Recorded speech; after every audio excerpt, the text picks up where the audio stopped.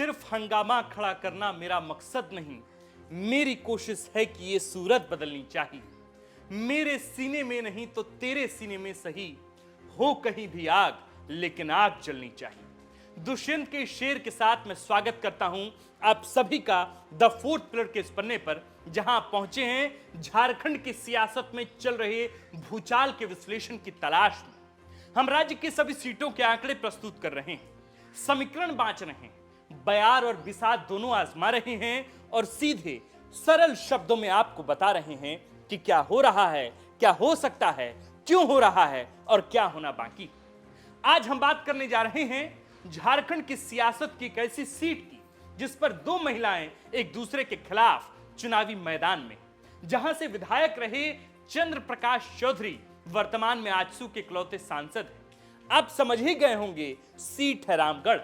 यहां से कांग्रेस की टिकट पर ममता देवी और आजसू की टिकट पर सुनीता चौधरी एक दूसरे के खिलाफ चुनाव लड़ने जा रही हैं। दोनों दूसरी बार एक दूसरे का सामना करेंगी। पिछली बार ममता देवी की जीत हुई थी, इस बार सुनीता चौधरी उन्हें पछाड़ने की कोशिश करेंगी। हालांकि सुनीता चौधरी उपचुनाव में जीती थी।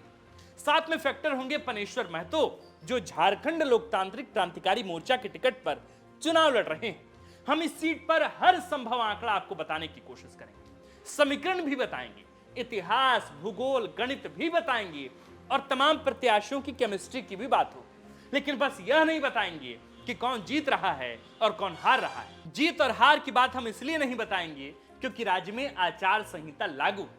वैसे भी भविष्य देखने की मशीन भी हमारे हाथ अब तक लगी नहीं है। लेकिन अगर आप इस वीडियो के अंत तक जाते जाते इस सीट की तमाम पेचों से वाकिफ हो जाएं, तो हमारा वादा है कि आप यह भी तय कर लें कि किसका पल रहा है इस सीट पर भारी। तो फिर चलिए शुरू करते हैं झारखंड की एक ऐसी सीट का विश्लेषण जो वैसे तो आजसू का गढ़ ही रहा, लेकिन कांग्रेस ने यहां पिछली बार सेंधमारी कर दी। नमस्कार, जोहार, हमारा नाम है आकाश आनंद और आप देखना शुरू कर चुके हैं झारखंड की राजनीति का सबसे विस्तृत विश्लेषणात्मक कार्यक्रम और सबसे प्रीमियम कंटेंट, सियासी कहानियां सीजन 2।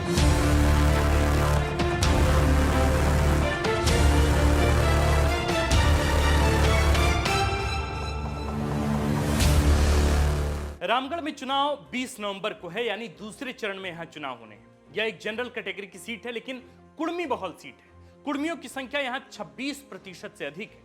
इसके बाद आदिवासी यहां 19% हैं, मुस्लिम 17% के करीब हैं और लगभग 9% रामगढ़ में दलित वोटर हैं। कुल मिलाकर कुर्मी, आदिवासी और मुस्लिम यहां निर्णायक भूमिका में होते हैं। यही तय करते हैं कि कौन से यहां विधायक निर्वाचित होकर आएंगे। वर्तमान में तीनों प्रत्याशी महतो समुदाय से आते हैं, लेकिन कांग्रेस के साथ कुर्मी वोटरों का पहले से कोई खासा लगाव नहीं रहा है। यानी कि कुर्मी पहले से उतने इंटैक्ट कांग्रेस के साथ नहीं रहे हैं। वे कांग्रेस के वोटर नहीं माने जाते हैं पारंपरिक रूप से, जबकि आजसू तो कुर्मियों की पार्टी ही झारखंड में कही जाती है। इसी तरह की नैरेटिव है। रामगढ़ के कुर्मी आजसू के पारंपरिक वोटर रहे हैं, ऐसा पिछले कई बार का चुनावी परिणाम हमें बताता है। जयराम की पार्टी पहली बार रामगढ़ विधानसभा सीट से चुनाव लड़ रही है, तो कह नहीं सकते कि कुर्मी आबादी का कितना प्रतिशत वोट वे लेकर जाएंगे, लेकिन इतना तो जरूर है कि प्रभाव उनका भी रहेगा। इधर कांग्रेस प्रत्याशी ममता देवी को कुर्मी होने के कारण कुछ वोट मिल सकते हैं, लेकिन फिर भी जाति के आधार पर मुझे सुनीता चौधरी को एज मिलता हुआ दिखता है। वे फायदे में दिख रही हैं। दोनों प्रत्याशी के पति राजनीति में रहे हैं। सुनीता देवी चंद्र प्रकाश चौधरी की पत्नी है और ममता देवी बजरंग महतो की। यह कोई फैक्टर नहीं, मैं बस जानकारी के लिए आपको बता रहा हूं। इधर जेएलकेएम की तरफ से उम्मीदवार पनेश्वर महतो संभवतः पहली बार चुनाव लड़ रहे हैं। इससे पहले राजनीति में उनका कोई अनुभव नहीं रहा, उनका कोई वास्ता नहीं रहा। रामगढ़ सीट के इतिहास पर गौर करें तो यह आजसू का गढ़ नजर आती है। साल 2000 में यहां से सीपीआई जीती थी। फिर 2001 में हुए उपचुनाव में, जिसमें भाजपा की टिकट पर बाबूलाल मरांडी यहां से जीते थे, लेकिन उसके बाद 2005, 2009, 2014 में लगातार 3 बार आजसू की टिकट पर सीपी चौधरी जीतने में कामयाब हुए। 2019 में उन्हें आजसू ने सांसद पद के लिए गिरिडीह लोकसभा सीट से तैनात कर दिया, जिसके बाद 2019 में ही सीपी चौधरी की पत्नी सुनीता चौधरी यहां से आजसू की टिकट पर खड़ी तो हुई, पर कांग्रेस की ममता देवी से चुनाव हार गई। 2019 के बाद 2023 के उपचुनाव में सुनीता चौधरी ने बजरंग महतो को हराकर फिर से आजसू को यहां से जीत दिलाई। यानी कि अब तक 4 बार यहां से आजसू जीती है, एक बार सीपीआई, एक बार कांग्रेस और एक बार भाजपा। यही वजह है कि एनडीए फोल्डर में यह सीट भाजपा ने आजसू को दे रखी है। कहते हैं कि रामगढ़ की सीट पर आजसू की जीत का अंतर को कोई पार्टी मैच नहीं कर सका है। 2005 में आजसू को 51,000, सीपीआई को 28,000 और झारखंड मुक्ति मोर्चा को सिर्फ 15,000 वोट मिले थे। इस साल कांग्रेस यहां से चुनाव नहीं लड़ी थी, यानी कहां से? रामगढ़ विधानसभा की सीट से। 2009 में कांग्रेस के शाहजाद अनवर को सीपी चौधरी ने 25,000 वोटों से हराया था। 2014 में फासला तो और बढ़ गया, सीपी चौधरी की जीत का अंतर 53,000 था। ये तमाम आंकड़े इस बार आजसू के पक्ष में जाते हुए दिख रहे हैं। सरकार में होने के कारण एंटी इनकम्बेंसी भी ममता देवी के साथ है। इसके अतिरिक्त, इसके अलावा एक वजह यह भी है कि ममता देवी पर जिस तरह का मुकदमा चला और उन्हें विधायक पद से इस्तीफा देना पड़ा, जिसके बाद उपचुनाव हुआ था रामगढ़ में, उससे उनकी छवि यानी ममता देवी की छवि को नुकसान पहुंचा है, उनकी इमेज पर डेंट लगा है। हालांकि कोर्ट ने उन्हें चुनाव लड़ने की अनुमति दे दी है, लेकिन यह बात लोगों के जहन में आप जानते हैं कि रह ही जाती। 2019 के जिस चुनाव में कांग्रेस जीती थी रामगढ़ से, उसमें भाजपा और आजसू अलग अलग चुनाव लड़े थे। यानी कि यहां भाजपा की तरफ से रनंजय कुमार थे, जिन्हें 32,000 के करीब वोट मिले थे, और आजसू की तरफ से सुनीता चौधरी को 71,000 वोट मिले थे। दोनों की वोट को जोड़ दे तो 1,03,000 का आंकड़ा होता है, जो ममता देवी को मिले 1,00,000 वोट से अधिक।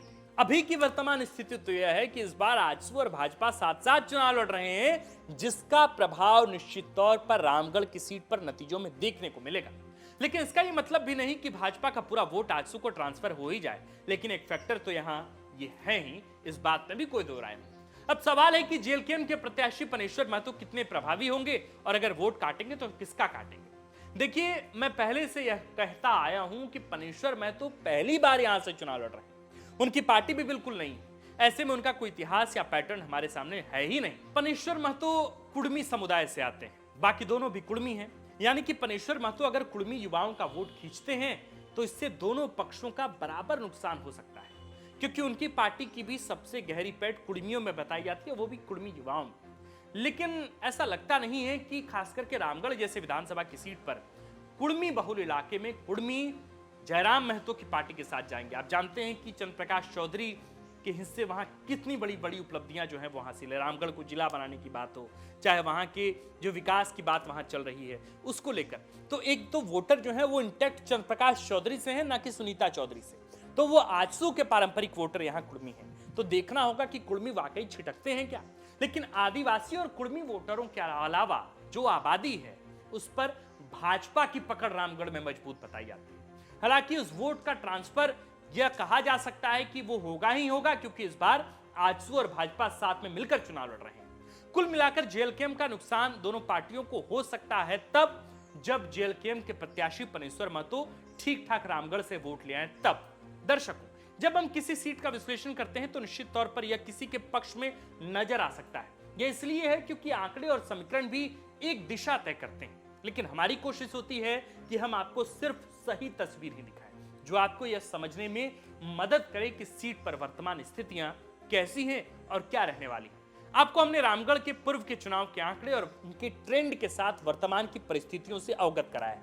आपको इस विश्लेषण के आधार पर क्या लगता है कि हमें लिखकर बताइए कि और किन किन आधारों के साथ हमें रामगढ़ की सीट पर विवेचनाएं करनी चाहिए।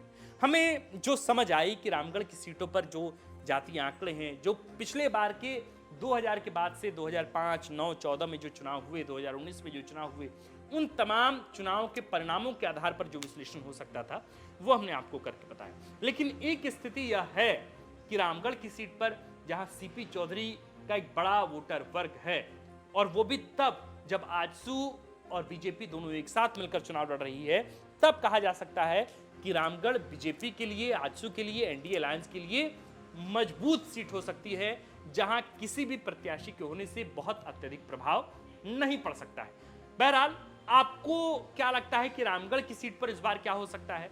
क्या ममता देवी इस बार अपना पर्चा, आजसू का किला छाप का पर्चा बुलंद कर पाएंगी?